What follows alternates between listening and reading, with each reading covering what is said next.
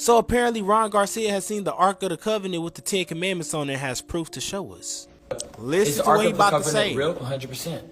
And we know exactly where it's at. Where is it? In the Vatican. Interesting. Have I been in the Vatican? Yes, sir. Did they let me in the back room? Of course. Can you give me some validation here? Yes, because everybody thinks I'm lying here. Literally, they let me in the back room. This is what happened. This is how I was able to get into the back room, because everybody always says I'm lying. I was in the Vatican just like anybody else. People started crowding me in the Vatican. One of the security, or I guess one of the higher ups in the Vatican noticed. I said, I need some help. There's a lot of people crowding me. They let me in the back room. They liked my personality, so they start showing me everything. The robes, He's not lying. He's not jewels. lying. All right, so here's the proof. We were in Israel in June, and Bibi, one of Bibi's boys, texted me. He said, "Hey, brother, good morning. I spoke with Prime Minister Bibi Netanyahu. He would like to meet Ryan." Facts right here. Y'all can screenshot it. I don't know if y'all can see it. Here y'all go. That's facts. So for all y'all saying he's crazy for that, this actually happened. So now if the Ark of the Covenant is real, that means the 10 Commandments are real. And I remember what Ron Garcia said when he first started coming out saying all this stuff. Is everything that he's saying, he got proof to back it up. What is the Ark of the Covenant? If you look into biblical text, for example, there was this ark that Moses stole. He had this box. He claimed it was given to him by God, but I think he stole it from the Egyptians. This is why they fled after him. An ark. Yeah, so it's this box with these cherubims on it, but these cherubims are it's really a capacitor. It generates a lot of electricity. Inside of this box is something that has so much radiation, that's what it looks like there, that you had to have on specific type of clothing, which is well described even in the Bible. Rubber boots, gloves, this type of suit with this breastplate of metal on it. This is all to prevent the radiation poisoning. When somebody didn't have it on in the Bible and they touched the ark, they would become very sick. Their hair would fall out, their nose would bleed, their eyes would bleed, their fingernails would fall off. Radiation sickness. This thing was generating some type of radiation power, some type of a generator of power of some sort. And it was connected to the Great Pyramid. It was in that box. Evidence for this, for me, that box has a gigantic piece of the granite missing off one corner, like an explosion happened from inside the box. If you look across the Grand Gallery, across the King's Chamber, there's a wall about maybe 30 feet away. The impact from that giant piece of granite that snapped off, it cut that granite on the wall, the exact shape of that corner piece. Wow. Something explosive happened there. For you to throw a piece of granite that heavy, that far, and impact that way, so there was energy in there. Now, if you go back to the story of Moses, it really was Pharaoh Akhenaten. Moses is not the real name. That's the made-up name. Pharaoh Akhenaten, who was ushering in monotheism in Egypt while he was a pharaoh, worshiping Amen-Ra, the great Amen. Amen-Ra was one of these Anunnaki people, said, look, from now on, there'll be no other God but me. That made it into the Bible. When you say thanks, you say thanks to me. You say amen. That made it into the Bible. Teach the people only to worship me, not any of my other relatives. I'm the only one and true God. And he began to do that. Then he made an order to go start defacing all the hieroglyphs and all of these statues around Egypt. That's why the noses and the ears are chipped off. That's why the faces are chipped off everywhere you go. Bodies are chipped away. It wasn't done. The hypothesis on the streets is that it was done because white people back then didn't want black people to know that there were black people in Egypt. That's actually false. The true reality is this was done in ancient times, and it was carried on by Coptic Christians long before Jesus was even born. They were still following that same monotheistic religion, and to them it was offensive to have these faces of all these gods around, because it's only one true and only one God, the great Amen. And that's why all these things were done. But Moses, when he was kicked out, so they said, look, this guy has to go. We got to get him out of here. They kicked him out of Egypt. They kicked the Pharaoh out of Egypt. He went and he took that ark out of the Great Pyramid, and he fled with his new followers. They weren't slaves. They were followers of Akhenaten. They crossed the Sea of Reeds, not the Red Sea, which they tell you in the Bible. Nobody ever crossed the Red Sea. It's a mistranslation by accident on purpose. And then when the Pharaoh realized the power source of Egypt had been stolen, the new Pharaoh, they sent the chariots after him and everything. Something has happened that's extremely important. And they kept saying, the ark has sparked, the ark has sparked. Like, what are you talking about? They were talking about the Ark of the Covenant. And I didn't know what that was then. I didn't have the history records on it yet. The Ark of the Covenant is a portal passage. It's a portal passage that has been, it used to come down in Atlantis, but now, since the Atlantean period where the grids were damaged, it was moved to Giza, Egypt. It's right literally under the Great Pyramid. And there was a certain thing that needed to happen with the Ark of the Covenant. It had to activate because of certain frequencies hitting it for the Stargate opening cycle to actually take place this time. When they told me the Ark had sparked, they weren't even sure. The Guardian races weren't sure. The Fallen Angelics weren't sure. Nobody was sure if we were actually going to fulfill a stellar activation cycle this time. They didn't know because of the grid damage if the grid speed would pick up enough. It was almost preferable if it didn't, because it would have postponed the final conflict drama. Except there was a problem. If the stellar activation cycle didn't take place now, it wouldn't have made it to the next cycle because of the Zetas on the planet and what they were doing with the planetary grid. Because we've been being visited here for the last 70 years. Our governments, particularly the states and a few other countries, have been working, certain factions of them, not the external governments, but a few people in very key positions have been working with the Zeta races who are running a draconian one world order dominion agenda. Because of what's going down with that, if the stellar activation cycle didn't consummate this time, the planet literally would have imploded before the next period, possible period. So the Ark has sparked was a great thing. And it meant there was a whole bunch more information that had to be brought through. Sleeping abductees, that was like great. Let the people have that problem, deal with that, they'll help them. But now, and this is where Voyager's Volume 2, The Secrets of Amente, started. The Secrets of Amente got into everything. It got into stuff that had to do with our history and a race called the Turanicium race, which was the original seed race for humans. And before the Turanicium, they were Orifeme. So we began to learn the lost history of our race. We know we didn't come out of apes. We weren't, pond scum and then happened to, evolve up on land and, go through that process. So the history records began to be given. But they were done in a way, in Voyager's Volume 2, first edition, there was still hope that the Anunnaki fallen angelic races were going to honor the Emerald Covenant. The Ark of the Covenant was a power plant device. We know this based on the descriptions in the Bible. And it's been replicated at 2 different universities by 2 different groups of people, and it generated so much power they had to shut it down, just based on the biblical information and instructions. When you take those measurements, it fits directly inside that box. And why did it fit in the box? Because the pyramid at some point had lost its ability to generate the maximum amount of power. And so that was needed to add an extra piece to fix the problem, and that's exactly what they did. Then the energy would shoot up through the apex. The obelisks are all made of crystal granite. What do you mean the obelisk? What is that? Those giant stones that stand up with the points at the top? Okay. Those are obelisks. Okay. They're all around the region. We have one at the White House, right? We have one in Rome in the center courtyard there. They took them and put them all around. The one in Washington is obviously, it's man-made, but the other ones around the world are all come out of Egypt.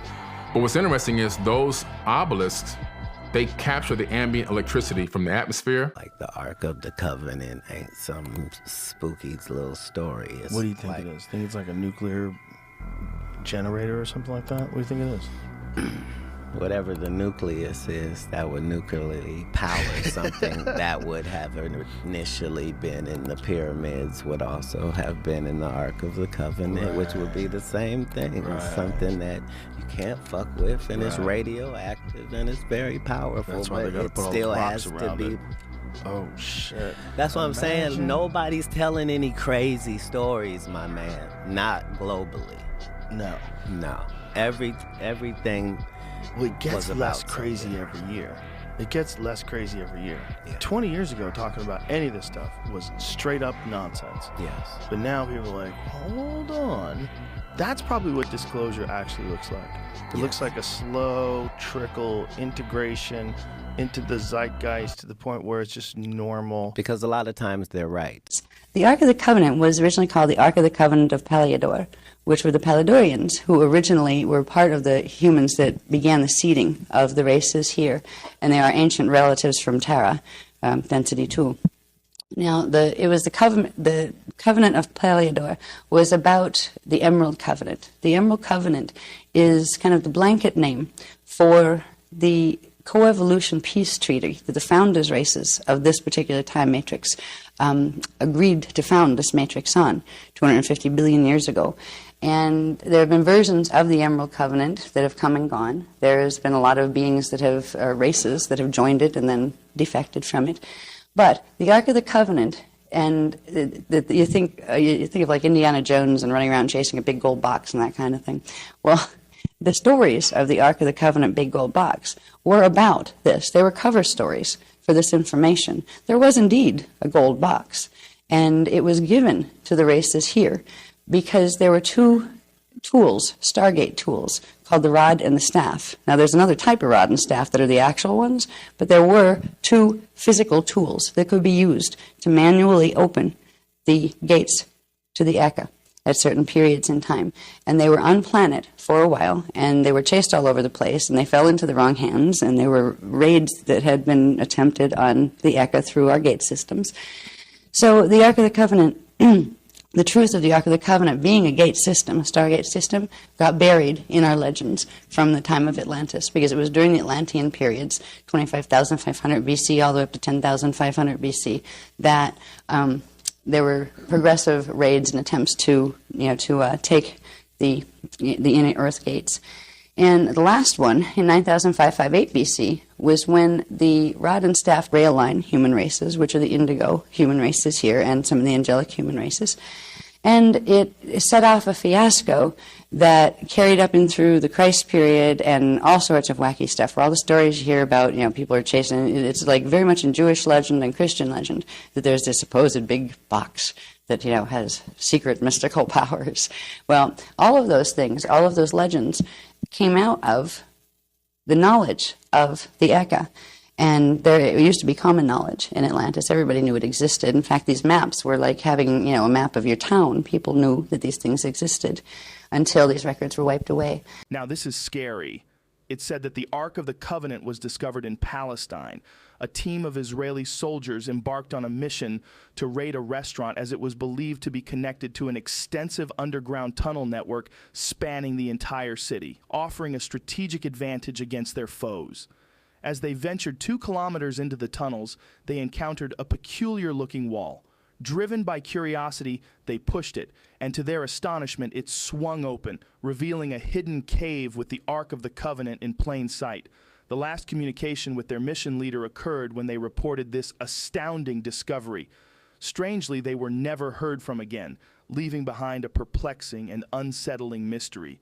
You can find the image by clicking share, then more, and then photos. For the Ark of the Covenant, and it wasn't the portal passage exactly that they were questing for.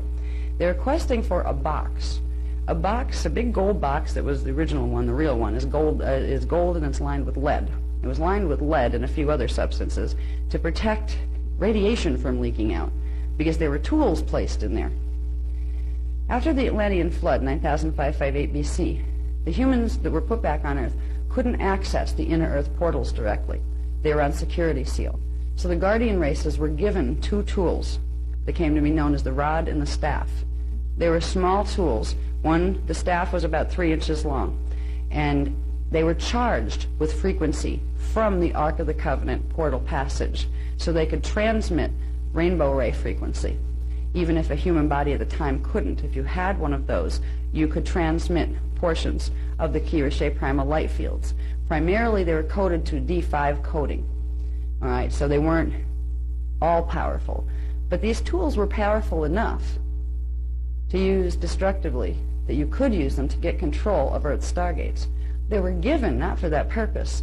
They were given to allow the Guardian races that were here, the Magi Grail lines, to have open access to the inner Earth portals, where they could use the rod and the staff to open them when they wanted to, because they were invited, they were welcome into the inner Earth crystal pylon temples, and they used to work a lot with them. The rod and the staff were given so they would have the ability, and they were under high protection. They were always highly protected.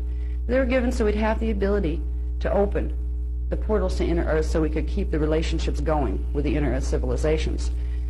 Well, once it got out that that box existed, we had a race for the box, and everybody was trying to steal it.